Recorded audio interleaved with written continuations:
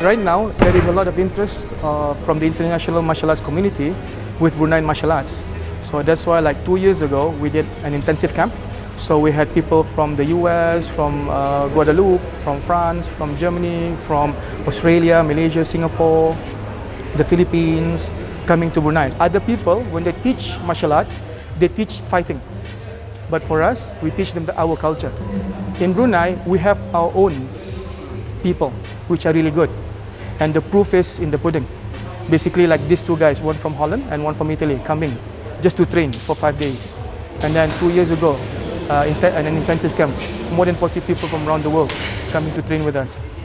I think that is also good to help promote Brunei. Because how do we promote Brunei if not through our culture? Well, I was practicing already 31 years now, martial arts. But 10 years ago, I was actually doing a different martial art, FMA, and I was looking for more.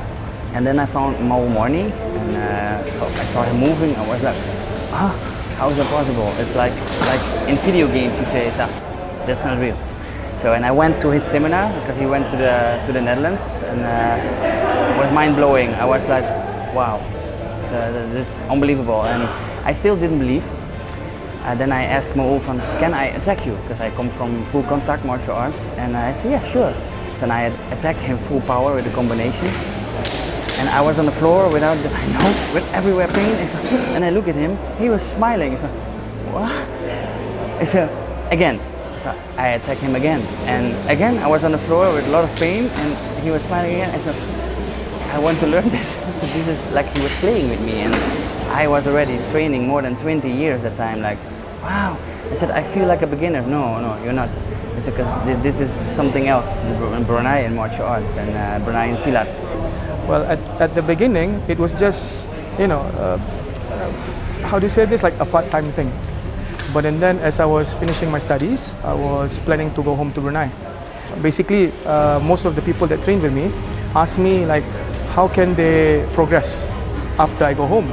So and at the time I was a student, so you can't afford to buy DVD writers just for that specific one thing. So basically I was looking on the internet what is the best way to save videos for people to watch. So from there, after 2 months of the video being posted, I had an email from a guy from Italy. This was 10 years ago. He said, like, would you like to come to Italy and teach us for 10 days? Yeah, why not? I wasn't taking it seriously, so I thought, yeah, if these guys are interested, then why not? So in the beginning, I was not teaching our culture. I was teaching them how to defend themselves.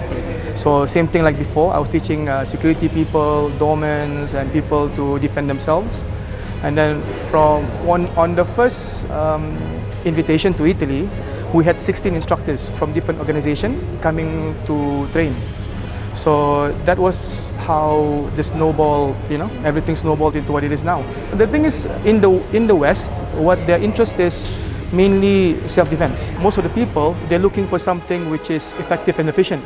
In Asia, people look at Silat as a backwards martial arts. People see it as like, oh, you're doing martial arts? Why don't you do karate? Why don't you do taekwondo? But in the West, Silat is regarded as one of the most effective and dangerous martial arts. And the thing is, like, now a lot of people are turning their heads towards Brunei. They see that, why is it like Silat is being highly respected in the US and in Europe? Why are we not looking into this? Other people, when they teach martial arts, they teach fighting. But for us, we teach them our culture. So that is why we get a lot of interest. We've got countries who has been waiting for 3 years before I can even give them a schedule.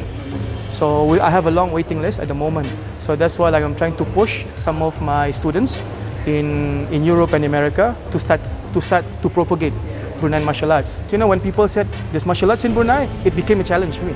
Rather than just trying to present SSBD, which is the one which I'm teaching, my goal is also to work together with the Silat Federation Brunei to promote other Silat schools in Brunei. In the international martial arts community, they're used to people saying, oh, I'm the best, I've got the best martial arts, I've got this, I've got that. But when I promote Brunei, I promote the culture behind the martial arts. And the thing is, like, all these people, they're willing to travel from abroad to come and train with us, which is really funny though. Westerners coming from halfway around the world, coming to train Silat intensively. And then we've got locals who wouldn't even drive 25 minutes to train with the local teachers. Well, the intention is, you know how nowadays people do MMA, and people want to see, like, you know, how strong are you? Can you beat Muay Thai? How fast are you? Can you beat Wing Chun? How beautiful is your art? Can you beat Wushu? So this is our answer to those questions. Behind the beauty, there is a meaning to every movement. And this is what is absent in most other martial arts around the world. In Brunei, we still hold to our heritage.